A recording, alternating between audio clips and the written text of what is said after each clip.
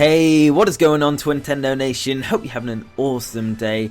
Now that Pokemon Sun and Moon are almost here, I wanted to cover a topic that I personally find very interesting. These are unsolved mysteries that have been left for Pokemon Sun and Pokemon Moon. Now I know there are quite a few unexplained mysteries in the Pokemon franchise, so I'm just going to focus on 5 specific ones.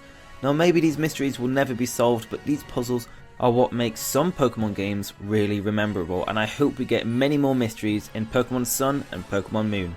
Now, question of the day for you guys: what is your favourite mystery from the Pokemon series? It can be from the recent games, or it could be something old school like the Mew under the truck rumour. Either way, let me know in the comments below. Now before we start the video, just a quick reminder that my Pokemon Sun and Moon giveaway is ending on the 5th of November, not the 1st. I've kind of just extended it a bit just so more people could enter it. I'll talk more about it at the end of the video though. In case you haven't entered it, I'll let you know how to do that at the end. So just sit back, relax and enjoy the video. So starting us off at number 5 is the Strange Souvenir. Now since the reveal of the Strange Souvenir, I've been obsessed by this weird ornament. Not only is it a pain to get, but at the time it hinted that a new region was already being planned by Game Freak, which I could hardly believe since they had just released X and Y. Now there have been so many theories and discussions about the souvenir. Many believed it was linked to Perfect Zygarde, and then people assumed it would be related to Marshadow. Now usually I would have placed this higher up the list, however in my last video I attempted to solve the mystery of the Strange Souvenir, and I think I've managed to do that. If you want to hear the full explanation as to what I think the Strange Souvenir is for, I'll leave a link in the description to that video.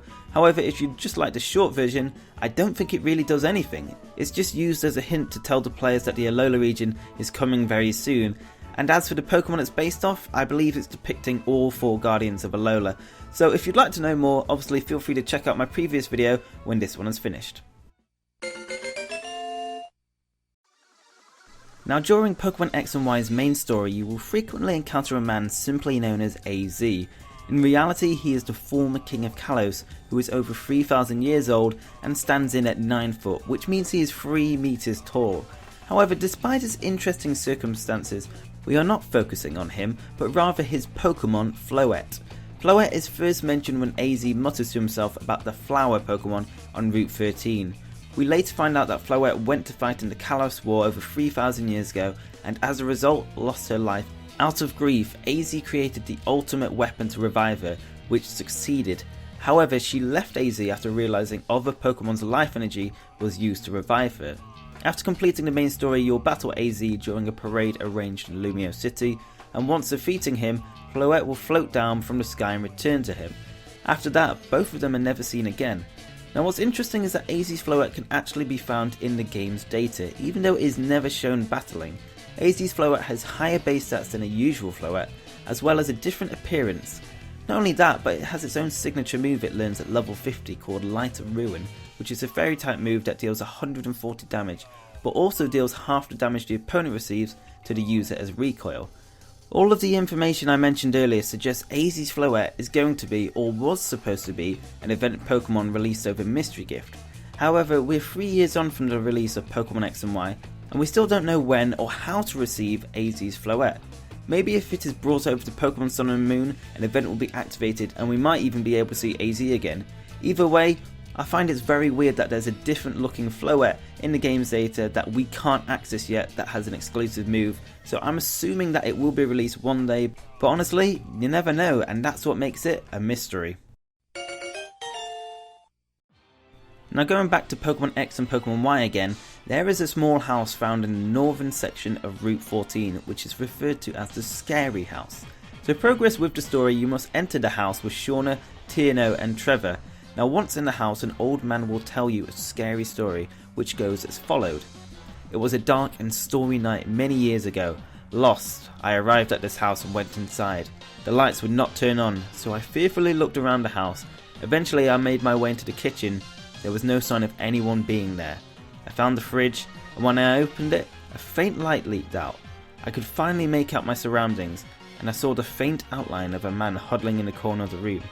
I tried to tell him that I was lost and I was hoping he'd let me stay until morning, but when I approached him, the man suddenly screamed, "Stay back!" I apologised and continued to plead my case.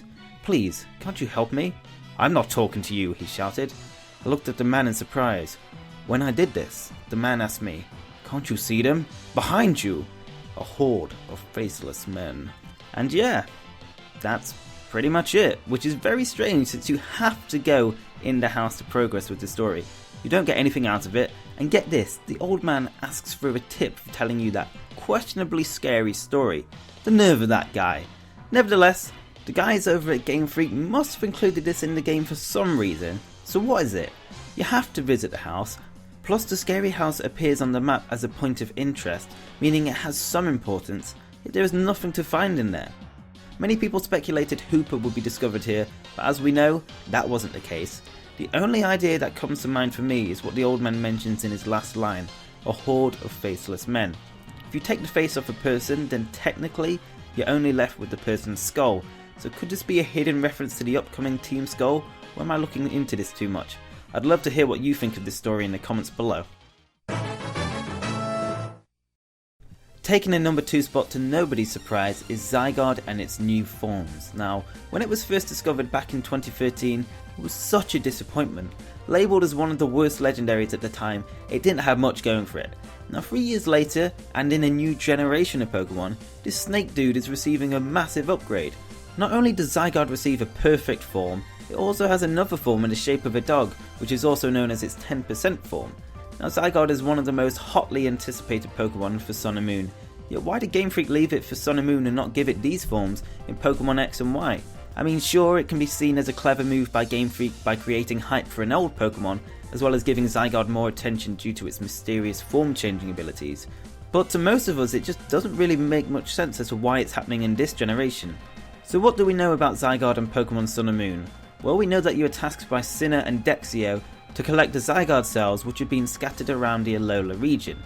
Now my buddy Hybrid Hero made an excellent video about Zygarde and where we might be able to find it in Sun and Moon, so I'm going to leave a link to that video in the description in case you want to watch it, but for now I'm going to use a few points he brought up in his video.